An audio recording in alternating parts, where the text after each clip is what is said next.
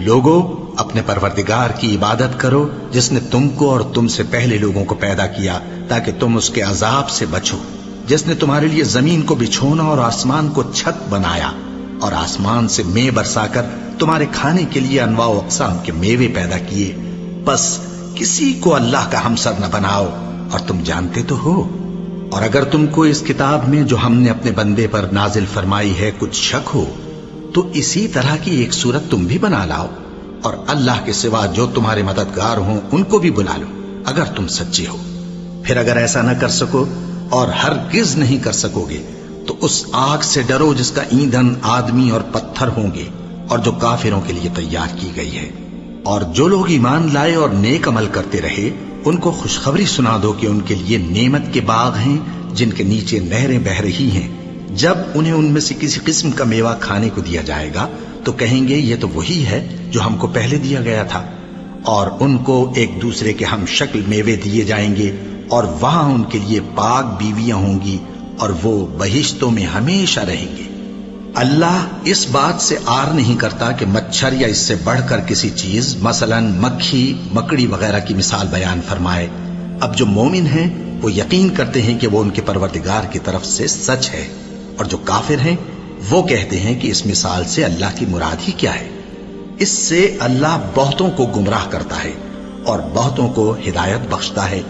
اور گمراہ بھی کرتا ہے تو نافرمانوں ہی کو، جو اللہ کے اقرار کو مضبوط کرنے کے بعد توڑ دیتے ہیں اور جس چیز یعنی رشتہ قرابت کے جوڑے رکھنے کا اللہ نے حکم دیا ہے اس کو قطع کیے ڈالتے ہیں اور زمین میں خرابی کرتے ہیں، یہی لوگ نقصان اٹھانے والے ہیں۔ کافرو، تم اللہ سے کیوں کر منکر ہو سکتے ہو؟ جس حال میں کہ تم بے جان تھے تو اس نے تم کو جان بخشی، پھر وہی تم کو مارتا ہے، پھر وہی تم کو زندہ کرے گا، پھر تم اسی کی طرف لوٹائے جاؤ گے۔ وہی تو ہے جس نے سب چیزیں جو زمین میں ہیں تمہارے لیے پیدا کی، پھر آسمانوں کی طرف متوجہ ہوا تو ان کو ٹھیک ٹھیک 7 آسمان بنا دیا، اور وہ ہر چیز سے خبردار ہے۔ اور وہ وقت یاد کرنے کے قابل ہے جب تمہارے پروردگار نے فرشتوں سے فرمایا کہ میں زمین میں اپنا نائب بنانے والا ہوں۔ انہوں نے کہا کیا تو اس میں ایسے شخص کو نائب بنانا چاہتا ہے جو خرابیاں کرے اور کچھ تو خون کرتا پھرے؟ اور ہم تیری تعریف کے ساتھ تسبیح و تقدیس کرتے رہتے ہیں۔ فرمایا میں وہ باتیں جانتا ہوں جو تم نہیں جانتے۔ اور اس نے آدم کو سب چیزوں کے نام سکھائے، پھر ان کو فرشتوں کے سامنے کیا اور فرمایا کہ اگر سچے ہو تو مجھے ان کے نام بتاؤ۔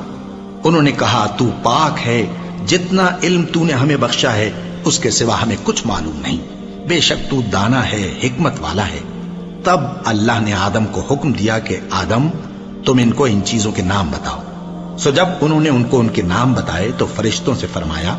کیا میں نے تم سے نہیں کہا تھا کہ میں آسمانوں اور زمین کی سب پوشیدہ باتیں جانتا ہوں، اور جو تم ظاہر کرتے ہو اور جو پوشیدہ کرتے ہو سب مجھ کو معلوم ہے۔